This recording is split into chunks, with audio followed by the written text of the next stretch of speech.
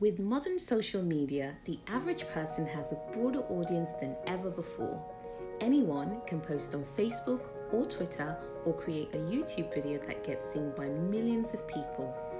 As a result, we have access to more information and ideas than at any time in history. For most purposes, this is a good thing. But what happens when that information is simply wrong? Welcome to the world of fake news. In the past, news was disseminated through journalistic organizations like newspapers and television. To be fair, some of these sources were biased. For example, the New York Times has traditionally had a left-leaning political bias, while their rival, the New York Post, has held a right-leaning bias. Nonetheless, both sources hold themselves to a certain journalistic standard. Their editorial pages might disagree on the issues of the day, but if they report something as fact, you can believe it. In one sense, fake news has been with us for some time. The website The Onion, which was formerly a print newspaper, is famous for putting out satirical news stories every day. For example, when someone in the White House, such as their staffers, tested positive for coronavirus, they posted an article titled, "Coronavirus Assumed White House Would Be Bigger in Person." That's not fake news. It's just people being silly to get a laugh. Real fake news is false information that's designed to appear credible. Early online examples were often designed to look like legitimate news sites. For example, the now defunct site cbsnews.com.co looked exactly like the official CBS News website. They just added a .co to the end of the URL. If you weren't paying attention to your address bar, you could easily believe that CBS was reporting one of their stories. Other fake news still persists. For example, conspiracy theorist Alex Jones was recently removed from Facebook for promoting fake coronavirus cures.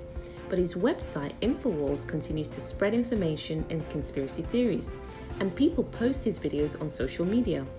A similar website, Natural News, promotes other conspiracy theories, and you can find their videos in your Facebook or Twitter feed. Of course, fake news existed long before the era of social media. Propaganda has been with us since the beginning of government itself. Adolf Hitler perfected the art of propaganda with his Ministry of Public Enlightenment. During the 1938 Olympics, he commissioned a propaganda film called Triumph of the Will to showcase German power, athleticism, and the rebuilding of the country. Even today, the film is still seen as a masterpiece, and it blinded many people to the evils of the Nazi regime. Now imagine that power in the hands of ordinary people. We can have a million little Hitlers running around and spreading fake news. In fact, the people who spread fake news don't have to be Hitlers. They may have good intentions. Back in May of 2018, a WhatsApp video spread through social media showing a child kidnapping in rural India. Concerned citizens shared this video with their friends and family, and it quickly went viral. Over the course of the next 2 months, 9 people were killed by angry villagers because they were suspected of being child abductors. In one case, 2 men named Nilopat Das and Abhijit Nath stopped in a village to ask for directions. Residents beat the men to death with bamboo sticks and stones. Not only were the men completely innocent, but the video wasn't even real. It did not show a child kidnapping. In fact, it was a public safety video to warn about child abductors. It wasn't even filmed in India, it was filmed in Pakistan. The most concerning part of this story is the fact that the video was picked up by regional media organizations. So even people who might have been skeptical of the WhatsApp video were seeing it on their local news. Fake news has also made its way into the political arena. It played a major part in the election of US President Donald Trump. According to a study by researchers at Ohio State University, a large number of Obama voters did not support Hillary Clinton due to believing fake news sources. The study polled 585 Obama supporters and found that 23% of them did not vote for Clinton. In fact, 10% of them actually switched parties and voted for Trump. As it turned out, a similar percentage of these Obama supporters believed one of three fake news stories. 12% of them believed that Clinton was in very poor health due to a serious illness, 8% of them believed that Pope Francis had endorsed Trump, and a whopping 20% of them believed that Clinton had approved weapon sales to Islamic jihadists, including ISIS. Whatever your opinion of Donald Trump or Hillary Clinton, all three of these claims are verifiably false. Clinton is in good health and continues to give interviews. Pope Francis never endorsed anybody in the US election. In fact, as a foreign head of state, it would have been inappropriate for him to do so. And Clinton did approve weapon sales to the Iraqi government, which was fighting against ISIS. This type of fake news has two effects. First, people may believe the fake news, sometimes with tragic results. Second, people may disbelieve real news since there is so much disinformation out there. Most of this misinformation is spread through social media platforms like Facebook, which also owns Instagram and WhatsApp. Facebook is currently valued at over $600 billion, or 100 times the $6 billion value of the New York Times. How can real news even compete in this environment? Thankfully, Facebook has taken the lead on combating fake news. But because of the sheer volume of posts on social media, it's impossible for humans to analyze everything. Instead, Facebook is turning to artificial intelligence to do the job. One way they've done this is by analyzing likes versus views. Here's how it works. Fake news headlines are generally inflammatory. When people spot a fake news headline and read the article, they are liable to be aspects of the story that don't add up. Conversely, when people read a real news story, it's going to be verifiable. As a result, a fake news story will get fewer likes from people who have actually read the link.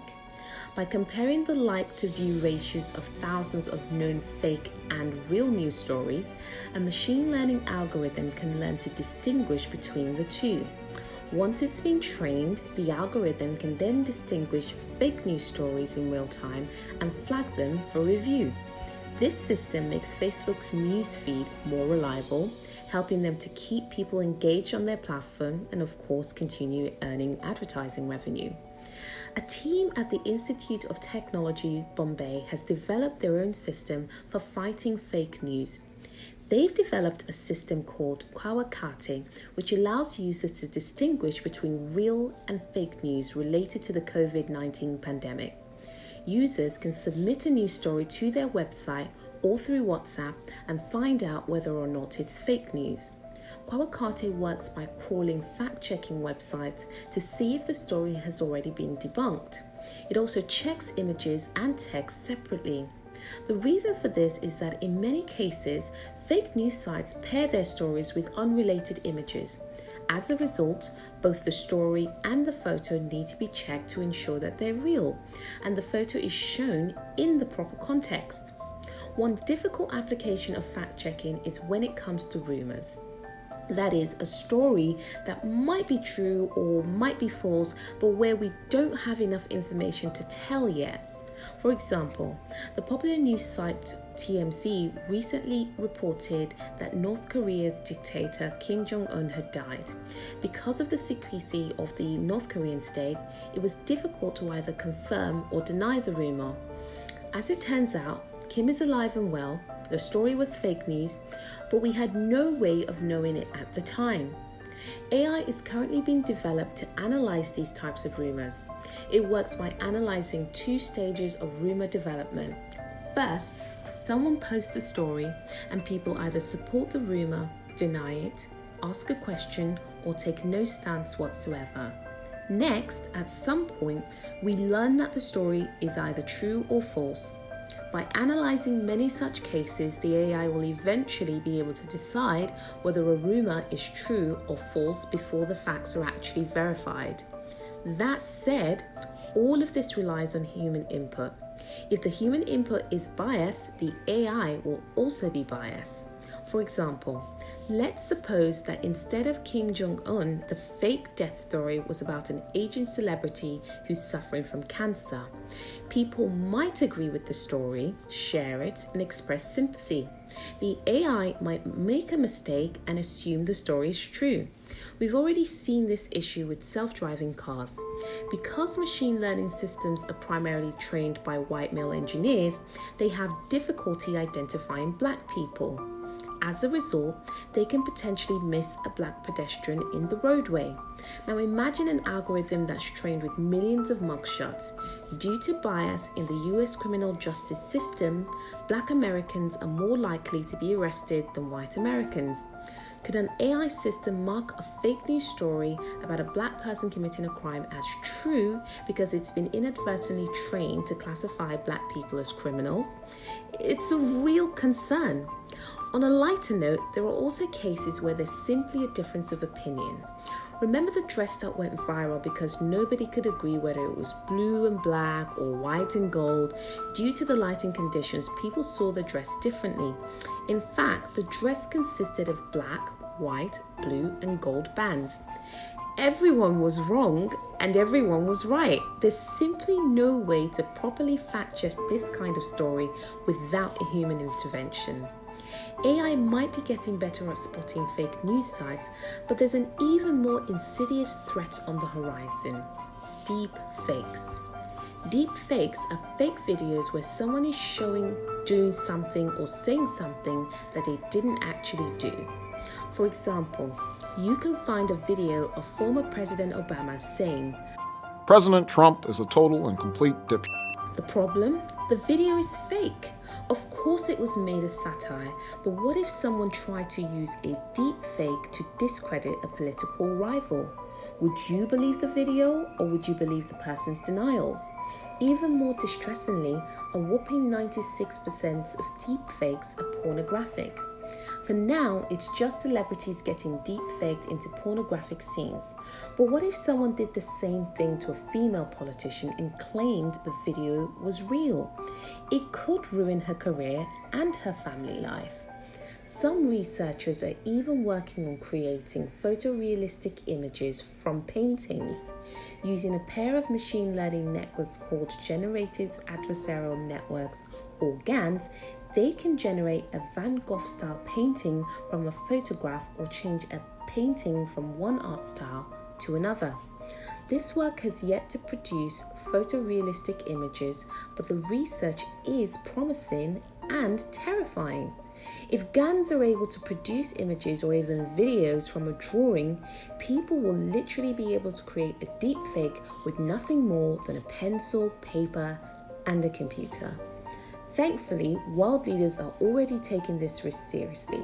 The US Defense Advanced Research Projects Agency, called DARPA, has partnered with Menlo Park-based SRI International to develop a system to detect deepfakes. According to a representative of SRI International, we expect techniques for tampering with and generating whole synthetic videos to improve dramatically in the near term. DARPA is working on a system called Spotting Audiovisual Inconsistencies in Manipulated Video, which they've called SAVI. In early testing, SAVI has detected speaker inconsistencies and scene inconsistencies in 75% of test videos. This technology may soon spread to private industry, allowing social media platforms to identify deepfakes and other types of fake news. Of course, all of this begs the infamous question: who watches the watchers? We have AI determine what is and isn't fake news, and that AI was created by human beings. What if those human beings have an agenda of their own? This isn't a theoretical question, it's happening right now. Where is the line between fake news and the right to free speech? How do we preserve our democracy while ensuring that we're making decisions based on correct information? Those are questions that AI won't be able to answer. It will be up to our elected leaders to determine the right course. If you've liked this video, give it a like. If you haven't subscribed, please hit the subscribe and notification button and drop your comments below on your thoughts on AI.